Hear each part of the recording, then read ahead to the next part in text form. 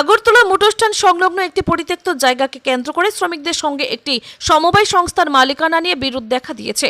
ভারতীয় জনতা শ্রমিক সেলের টমটম ও ব্যাটারি অটো চালকদের দাবি, গত 12 থেকে 13 বছর ধরে তারা এই জায়গা থেকে বিভিন্ন রুটে যাত্রী পরিষেবা নিয়ে আসছেন। একসময় জায়গাটি পরিত্যক্ত অবস্থায় পড়েছিল। পরে শ্রমিকরা নিজেদের চাঁদার টাকায় জায়গাটি পরিষ্কার পরিচ্ছন্ন করে ব্যবহার উপযোগী করে তোলেন। শ্রমিকদের অভিযোগ, এখন আইতর্মা কোঅপারেটিভ ওই জমির মালিকানা দাবি করে তাদের সেখান থেকে সরে যেতে বলছে। এতে চরম অনিশ্চয়তার মুখে পড়েছেন শতাধিক টমটম ও ব্যাটারি অটো চালক। তাদের বক্তব্য, আগরতলার মতো ব্যস্ত শহরে যাত্রী ওঠানামা ও গাড়ি দাঁড় করানোর জন্য নির্দিষ্ট কোনো পর্যাপ্ত স্থান নেই। তাই দীর্ঘদিন ধরে ব্যবহৃত এই জায়গাটি ছেড়ে দিলে জীবিকা নির্বাহ করাই কঠিন হয়ে পড়বে। শ্রমিকরা প্রশাসনের কাছে বিষয়টি মানবিক দৃষ্টিভঙ্গিতে বিবেচনা করে স্থানীয় সমাধানের দাবি জানিয়েছেন। পাশাপাশি স্পষ্ট জানিয়েছেন, বিকল্প ব্যবস্থা না হওয়া পর্যন্ত এই জায়গা তারা কোনোভাবেই ছেড়ে দেবেন না। Bureau report, Tripura news Bangla. এই জায়গাটাতে দীর্ঘদিন যাবৎ আমাদের একটা টমটম এবং ব্যাটারি অটোর একটা স্ট্যান্ড, এই জায়গাটা দীর্ঘদিন ধরে পরিত্যক্ত ছিল। এটা আমরা পরিষ্কার করে সবাই মিলে পরিষ্কার করে যখন পরিষ্কার করা হয়েছে, তখন কোঅপারেটিভ বলতে কোঅপারেটিভ কিতি নাম লইয়া আয়ে সেটা কইরা আমাদের জায়গা আমরা বেড়া দিব। এই কারণে এখানে একটা সমস্যা চলছে। আজকে যখন কালকে একবার গেছে, এরা কয়েকজন আয়ে চেয়ারম্যান আইতাছি কই আয়ে না। এরপরে আজকেও অফিস স্টাফ লোক পাঠাইলো, কিছু পাঠানোর পর এখন পর্যন্ত দেখা গেছে এরা কোনো ডকুমেন্টস দেখাইতে পারে না আমাদের। এরা খালি মুখের কথাই এরার জায়গা। ডিএম অফিস থেকেও মনে হয় একজন না দুইজন আসলো ডিমার্গেশনে, কিন্তু তাইনের কাছেও কোনো কাগজপত্র দেখাইতে পারে না আমাদের। তাই এই না দেখার পরে এবং শ্রমিকদের এই মোটর স্ট্যান্ডের মধ্যে যে ভাওতাবাজি চলছে এবং শ্রমিকরা একটা পেচ্ছাপের জায়গা পর্যন্ত নাই, শ্রমিকরা একটা দাঁড়াইবার জায়গা নাই। গাড়ি স্ট্যান্ড সরকারি জায়গা একদম যুগ ধরে সরকারি জায়গার মধ্যেই বাস স্ট্যান্ড চলে, অটো স্ট্যান্ড, ব্যাটারি গাড়ি অটো স্ট্যান্ড চলে, কিন্তু যুগ যাবৎ একদম সরকারি জায়গাতে। সরকারি জায়গাতে মোটর স্ট্যান্ড যখন নাই, আমরা এই জায়গাটাতে বাচ্চা নিছি আর কি। এবং মোটর স্ট্যান্ড দেখেন কত বড় একটা দালান উঠছে। এই দালানের মধ্যে আমাদের কথা আসছিল নিচে আমাদেরকে স্ট্যান্ড করে দিব, কিন্তু এই দালানে এখন পর খবর পাওয়া যাইতেছে নিচে কোনো মতেই স্ট্যান্ড হইতো না। তাহলে এইভাবেই আমরা এই জায়গা কোনো মতেই ছাড়তাম না। ভারতীয় জনতা শ্রমিক সেলের পক্ষ থেকে আমরা এই জায়গাতে স্ট্যান্ড নির্মাণ করব, এটাই আমাদের কথা।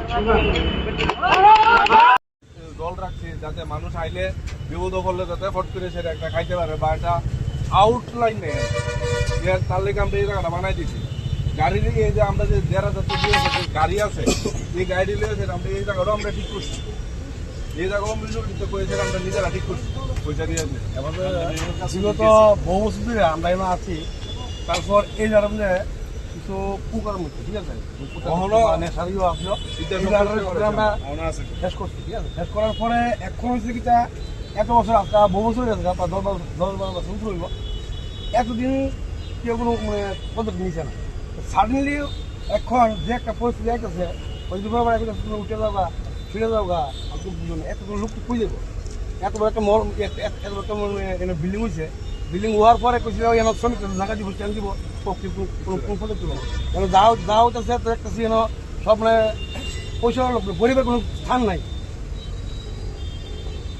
গরিব যাইব কো? আমরা ইলেকট্রিক বা শ্রমিক যারা খুঁজেবো, এত লোকের লগে এত ফ্যামিলি আছে, ফ্যামিলি খুঁজেবো স্যার।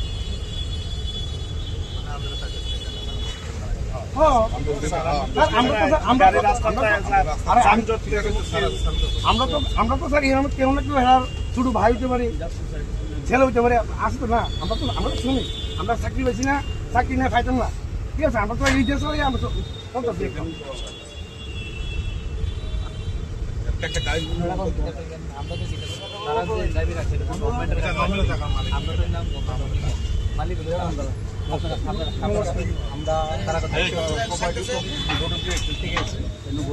আমরা চেয়ারম্যান বাইরে আছে, জায়গাটা তো কোঅপারেটিভের জায়গা, জায়গাটা কিন্তু খাস জায়গা না, জায়গাটা কিন্তু জোর জায়গা। কোঅপারেটিভের প্রচুর জায়গা রয়েছে যেখানে আমরা কিছু করছি না, জায়গাগুলি রয়ে গেছে। সেম এটাও আমরা একটা জায়গা, আমরা তো গভর্নমেন্টের জায়গাতে এমনি করতে পারি না। আমরা মডেলের মডেল কিছু না কোনো চিন্তা ভাবনা, বোর্ড নতুন বোর্ড আইছে, নতুন বোর্ডের চিন্তা ভাবনা করছে।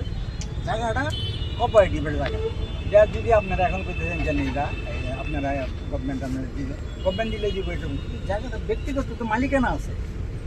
এটা গভর্নমেন্ট সংস্থা কিন্তু এর তার একটা মালিকানা আছে, এর খরচা আছে, সব আছে। এটা আপনারা